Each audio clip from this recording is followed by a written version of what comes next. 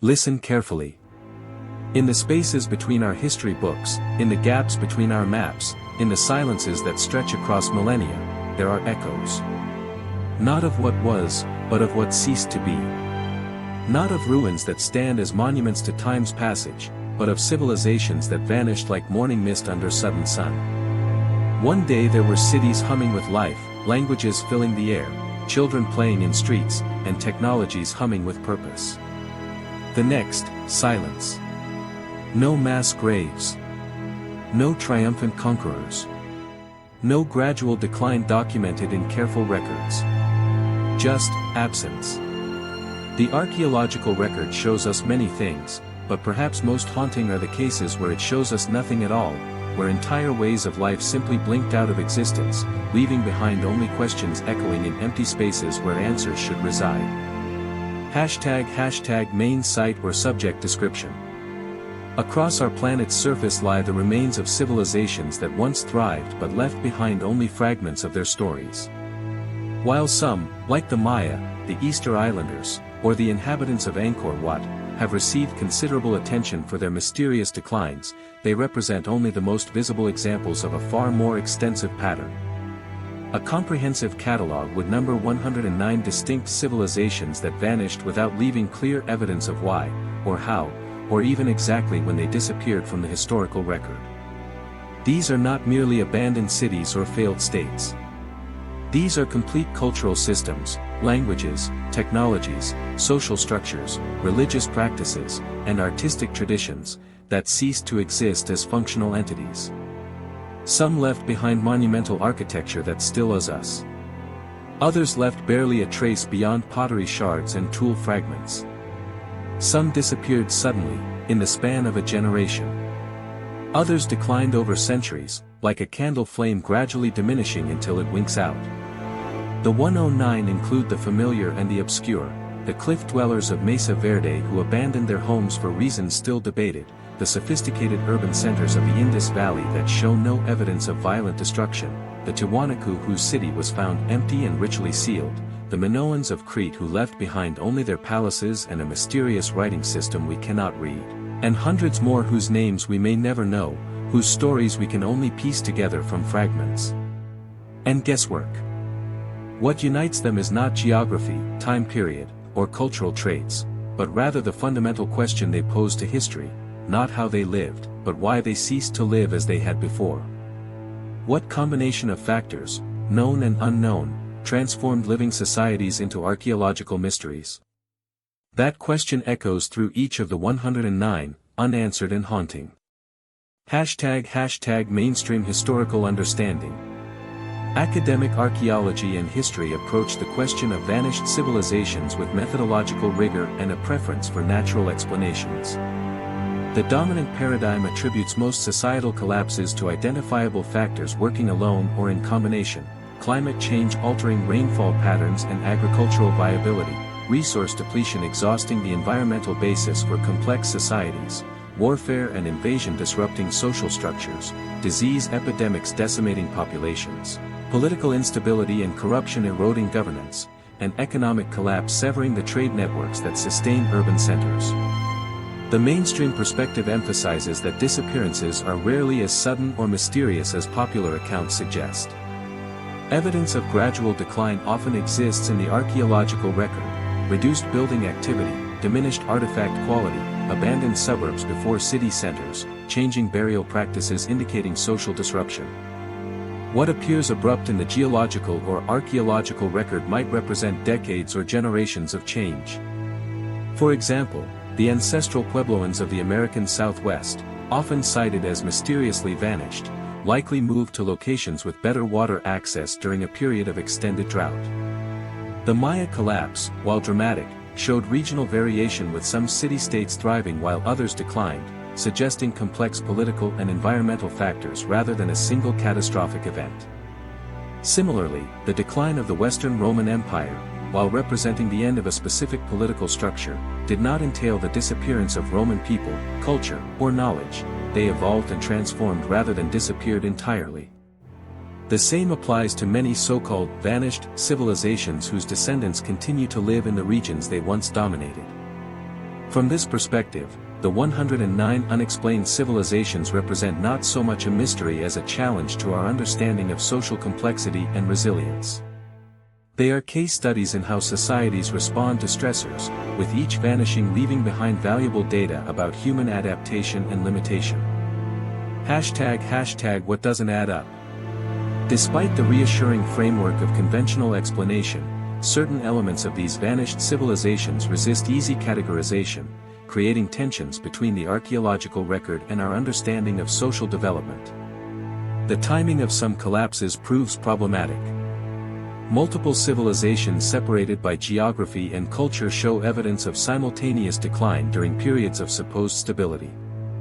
For instance, the Old Kingdom of Egypt, the Akkadian Empire in Mesopotamia, and the Harappan civilization of the Indus Valley all experienced major disruptions around 2200 BCE, despite operating in different environmental contexts with presumably different stressors.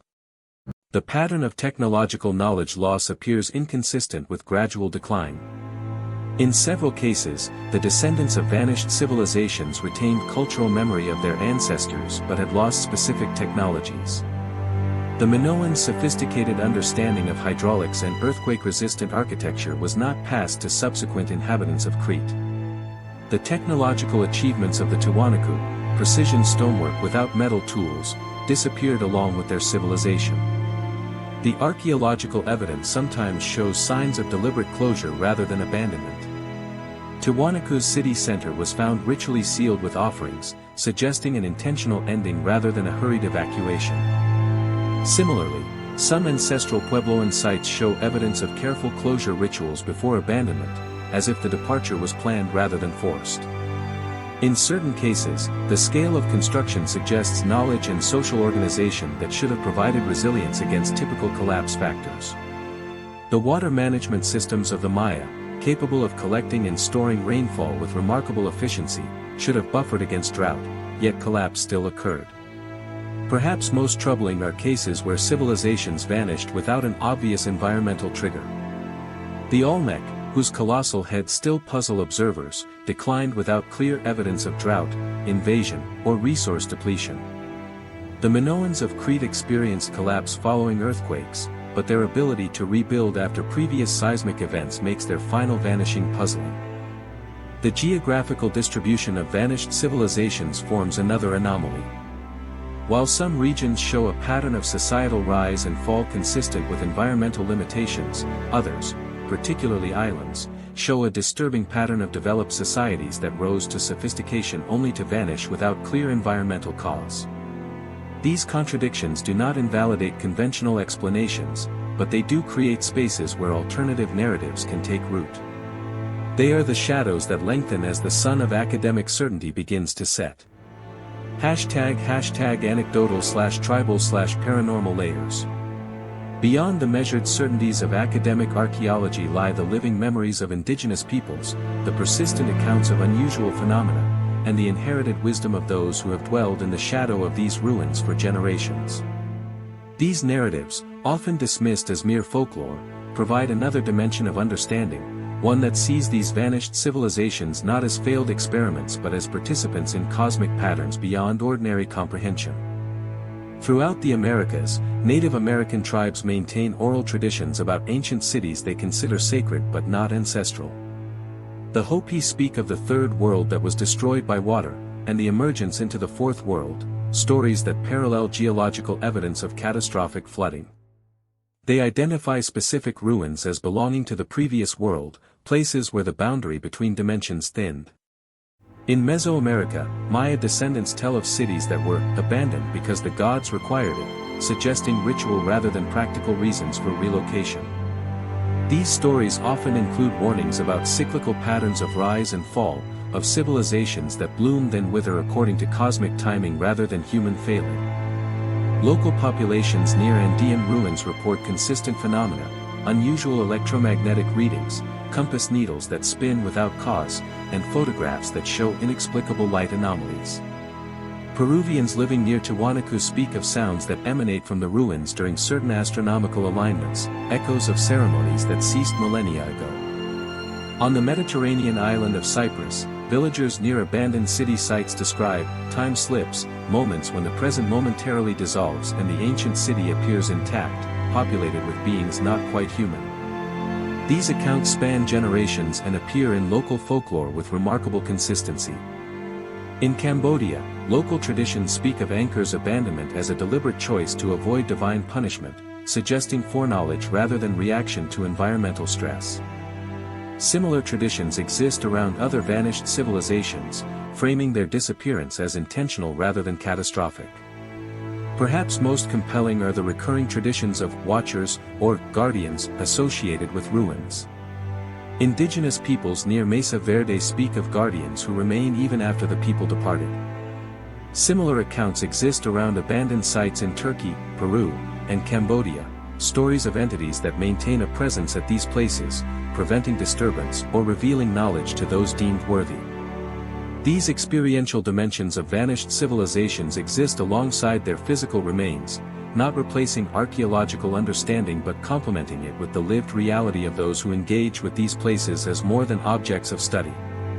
They remind us that ruins exist not just in space but in human consciousness, where their influence continues to shape perception and belief long after their builders have departed. #fringe/speculative theories. Where conventional explanations strain against the weight of contradictory evidence, alternative narratives emerge, some carefully reasoned from the available data, others speculative leaps across chasms of uncertainty. These fringe theories range from the plausible to the fantastic, yet each attempts to resolve the tensions inherent in our understanding of vanished civilizations. The catastrophic intervention hypothesis proposes that some civilizations were destroyed by external forces beyond typical environmental or social stressors. This includes astronomical events like comet strikes or solar flares, technological disasters like ancient nuclear war or genetic engineering gone wrong, or even supernatural intervention by beings described in religious texts as gods or angels.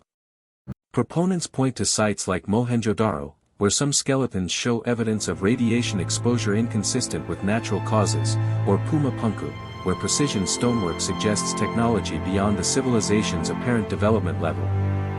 The advanced lost technology theory suggests that vanished civilizations possessed knowledge and capabilities that were subsequently lost through catastrophe or deliberate suppression.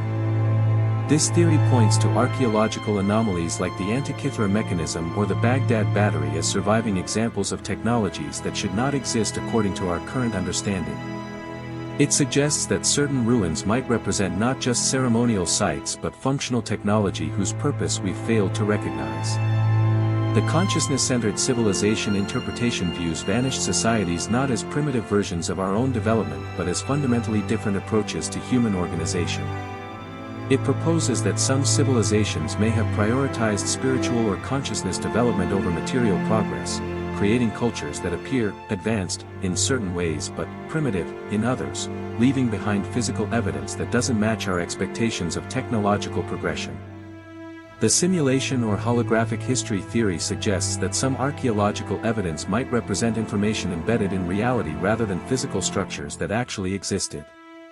This fringe view interprets certain patterns of ruins and artifacts as symbolic rather than literal, perhaps inserted as teaching mechanisms or reality markers by beings or consciousness that exists beyond our dimensional understanding. The cyclical rise and fall hypothesis proposes that human civilization is far older than conventionally believed, with multiple advanced societies rising and falling over hundreds of thousands of years. Each cycle reaches technological sophistication before catastrophic events reset human development. The artifacts we find are remnants from previous cycles, preserved by chance or design. This theory explains both the advanced nature of some discoveries and the pattern of civilizational collapse. The dimensional transition theory views certain abandoned sites as markers of civilizations that didn't perish but rather shifted their mode of existence, from physical to non-physical, from this dimension to another. The archaeological record shows their departure but not their destination, creating the illusion of disappearance rather than transformation. The intervention of higher intelligence hypothesis suggests that certain civilizations were either assisted or terminated by extraterrestrial or extradimensional beings. This theory interprets anomalous artifacts, precise astronomical alignments, and unusual iconography as evidence of contact with intelligences beyond human development. The consciousness harvest theory takes the most extreme position, proposing that human civilizations are periodically harvested for their accumulated knowledge, spiritual development, or genetic material by beings that exist outside our normal perception. The physical infrastructure left behind represents not just human achievement but also extraction points where this harvesting occurred. These alternative frameworks do not necessarily contradict each other. They may represent different facets of a complex historical reality that conventional archaeology has yet to fully incorporate. They arise not from ignorance of archaeological evidence but from the persistent gaps between what we know and what we observe at these enigmatic sites. ## emotional, open-ended conclusion. We stand now at the edge of understanding, where the light of historical knowledge fades into the shadow of mystery. These 109 vanished civilizations, these silent cities and abandoned technologies, these unreadable scripts and ritualistically closed doors, stand as monuments not just to human achievement but to human impermanence. What haunts us most about these disappearances is not the possibility of lost technology or extraterrestrial intervention, but something more profound, the recognition of our own fragility reflected in their absence. These civilizations thrived, developed, created, and then vanished. Their names forgotten, their languages unspoken, their accomplishments unremembered except through fragments that puzzle us. What whispers might we hear if we pressed our ears to these ancient stones? What memories are encoded in their molecular structure, what wisdom in their alignment, what warnings in their silent presence? Perhaps they speak already, but in a language we have forgotten how to hear, a dialect of proportion and placement, of shadow and light, of resonance and reflection. When we stand in the shadow of Tiwanaku's gateway of the sun, or trace our fingers along the precise edges of Puma Punku's stones, or look out over the empty plazas of Angkor Wat, we experience something beyond intellectual curiosity. We feel a vertigo of time, a sudden awareness of our brief moment in an ancient story. This emotional response, this sacred awe, may itself be part of these sites' purpose, a technology of perspective that functions as perfectly today as it did millennia ago. The greatest mystery, perhaps, is not how these civilizations vanished, but why. What compels a society to reach heights of achievement only to surrender them? What rhythms of history do we fail to perceive from our limited perspective? What patterns repeat across disconnected cultures that suggest cosmic rather than merely human forces at work? And what of our own civilization? What will remain of our glass towers and concrete highways when the same span of time has passed? Will future beings stand puzzled before the remnants of our world, creating their own theories about our capabilities and intentions? Or will our legacy be more ephemeral, digital rather than stone, dissolving into the electromagnetic silence of a world we failed to sustain?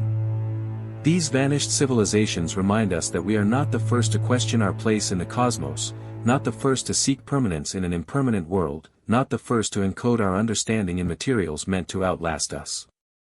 They humble us with their achievements and caution us with their vanishing.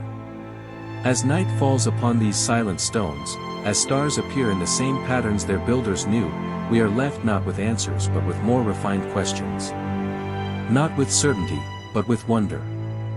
Not with conclusion, but with continuation, our own brief chapter in an unfinished story written in earth and stone, in light and shadow, in the endless human reaching toward that which lies just beyond our grasp. What calls to us from these abandoned places? Is it echo or invitation? Memory or prophecy? The voice of our ancestors, or our own voice returning from the deep well of time? Listen closely. The stones are speaking still, even in their abandonment. Even in their silence.